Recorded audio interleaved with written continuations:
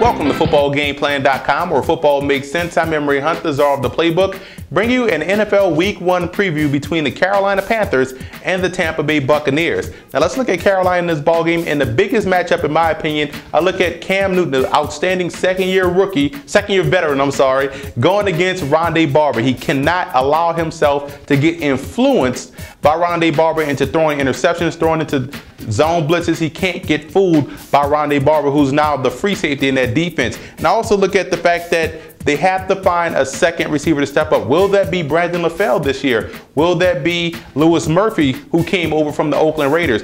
Whichever guy steps up and takes some of that pressure off of Steve Smith, it's going to be a great passing attack in Carolina if they can find a consistent number 2. And also inside running versus the Bucs defensive line. I think that's where the Panthers can have an advantage running downhill. A lot of inside gut plays, belly plays, those can help out the Panthers running game. Defensively, third down defense is key. I know Greg Schiano wants to come in and dictate the tempo of the game. You have to get off the field on third downs. And a healthy linebacking core for the Panthers helps these guys out a lot this year. And you have to make the Bucs one-dimensional.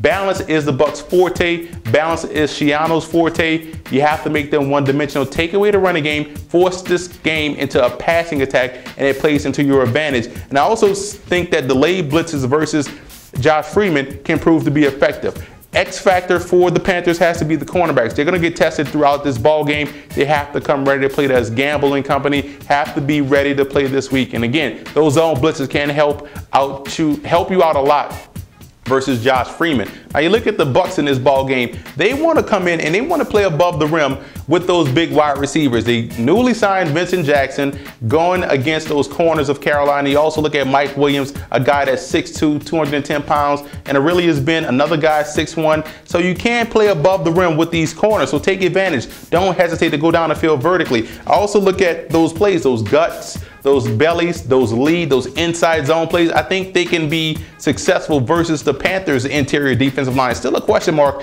as far as can they stop the run. And you want to out-personnel the Panthers.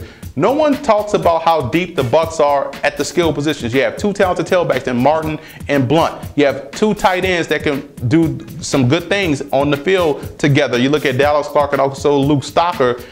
So don't be afraid to out-personnel the Carolina Panthers. And again, control the pace and tempo. That goes without saying. Now, defensively, various zone coverages versus Newton. You want to keep Newton holding the football and looking downfield. Why? Because you can get pressure on the quarterback. You can also jump routes. I really like the matchup for the Bucs with their cornerbacks versus the Panthers wide receivers, and assignment football versus the run. You want to treat it like the option attack, assignment football. If you see Newton do the read option, attack the running back, attack. Do not hesitate, and you got to stay physical at the point of attack with those wide receivers, and that throws off the timing of their running attack. And the linebackers also have to win at the point of attack. That ties to the second point I made.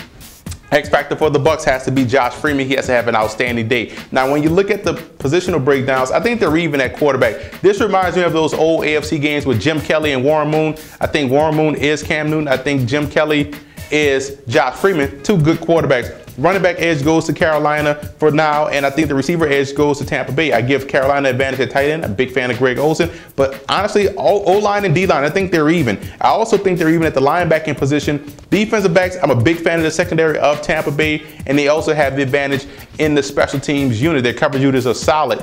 Huge game right here, another Week 1 conference battle, and this could go a long way in deciding who wins the division. Both teams want to get off on a good start. I like Carolina in this matchup. A healthy defense is the difference in this ball game. I love their linebacking core. They've added depth there with Luke Kuechly. He's probably going to end up being a starter, but as long as Thomas Davis is out there, they have a chance. So I think collectively their defensive front seven will pose to be a huge threat to what Tampa Bay wants to do on offense.